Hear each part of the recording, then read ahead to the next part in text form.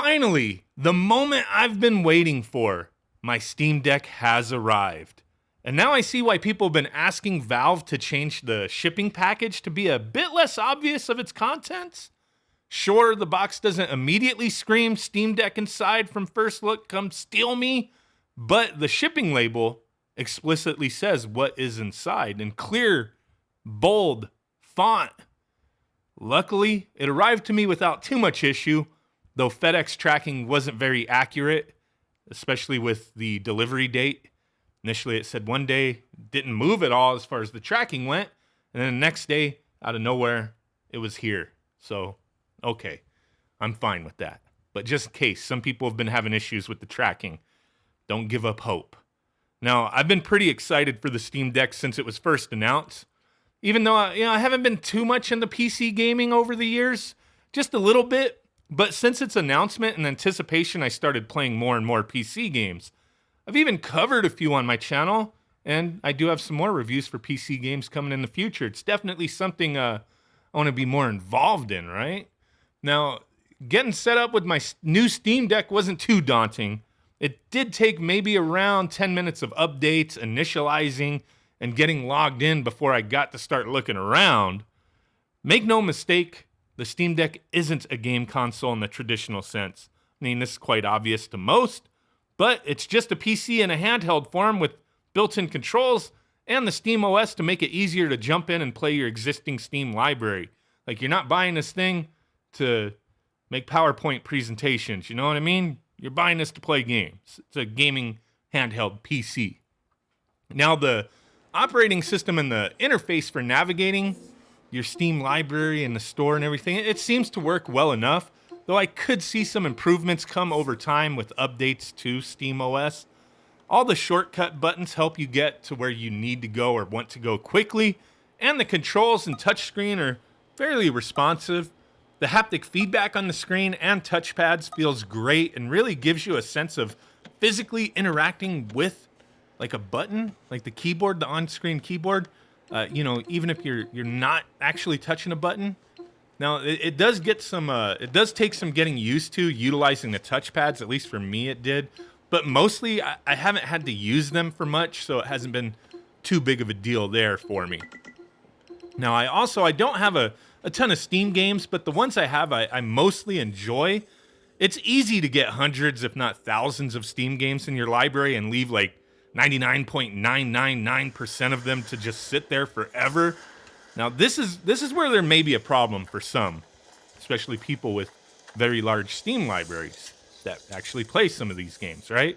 Now, even with my tiny Steam library, only a small portion of them are verified to play without concern on the Steam Deck. The team at Valve has been steadily working on verifying games and has now hit over 2,000 games listed as verified or playable. But just because a game hasn't hit the verified status mark yet, doesn't mean it's not playable. They just haven't got to it yet to market. Now, that is unless they have got to it and they say it's unsupported. There are over 1,000 games listed as unsupported as of the recording of this video. If a game has yet to be checked for playability by Valve and doesn't have an indicator yet, doesn't necessarily mean that you cannot play the game. But with so many control configurations for games and unique ways developers set up controls, you may run into titles that have issues just getting the game going. But the community has stepped in, and on a lot of titles, they have put out community control profiles that make it easier for you to jump into a game and start playing. So that's a pretty big plus, you know. Hopefully developers can start implementing, control configurations for games that just have like little minor things, that could easily be corrected by the developer without you having to tinker. But you could always go that route or use, a community profile. Now, what do I think about the controls as a whole? I've already stated they feel responsive. Definitely quality for the most part here. Now, the Steam Deck, while it is fairly big compared to, say, a Nintendo Switch, it's not uncomfortable to me. The access to the analog sticks and buttons are fine mostly, but I do find issue with the D-pad placement. With how this is set up, the configuration may seem a little cramped. If I'm using the face buttons, on the right side with the analog stick, that stick doesn't really seem to get in the way for me. Maybe because they are to the rightmost side, the buttons, they're on the right side of where the analog stick is. So the outside of the device where the D-pad sits before the left analog stick. So I kind of feel it's still on the outside, but I just feel with that being there and an analog stick to the right, I on occasion, my thumb like brushes against the plastic around the analog stick. Not the biggest deal on the planet, but this orientation has the D-pad and analog stick closer to one another than any other controller I have. So I guess just maybe getting a little bit more used to it will be beneficial.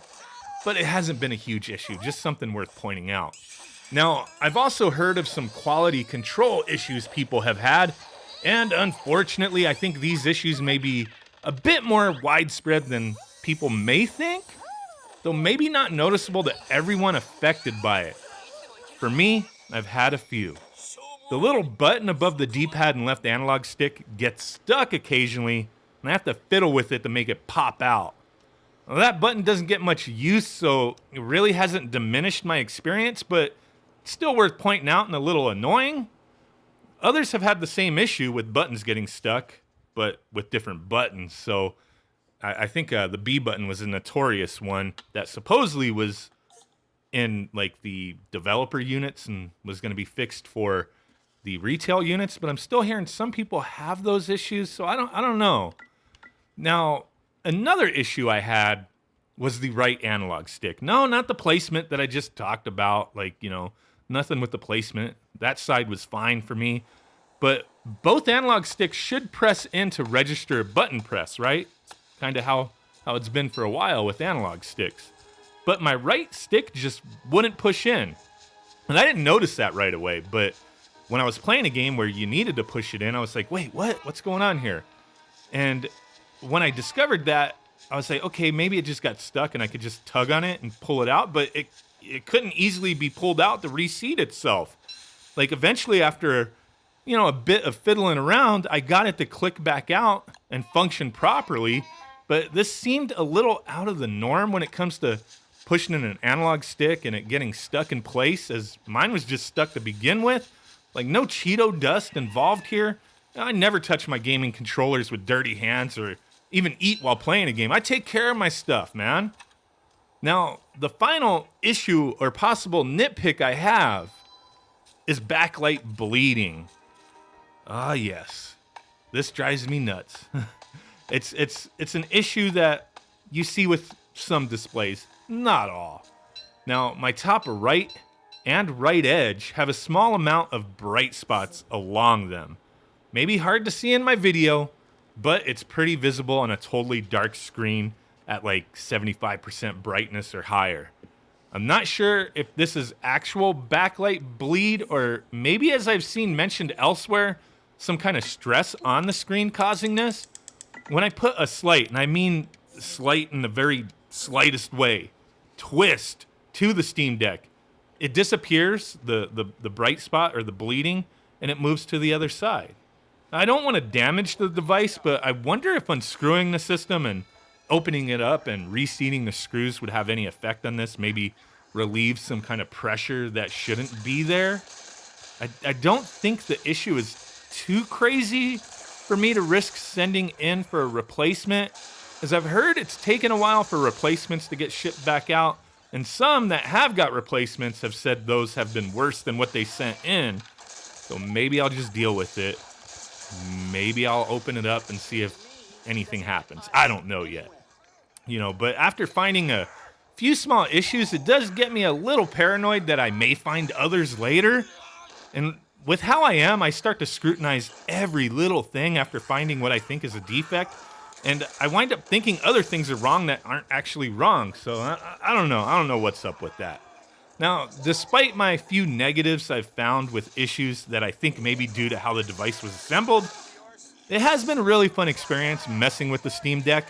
I found myself staying up way too late looking through verified games and testing games in my library that were not verified yet, just to see what was up. I played a good handful of games from my library to see how they performed, and everything was very acceptable to me. Sure, we aren't getting the graphics performance of a high-end desktop here, But what the device delivers is fairly amazing in my opinion. It's a game changer. For some, maybe not for everyone, but for some. Now, a lot of times, I do get excited for a device to later find out that I don't actually use it as much as I thought I would.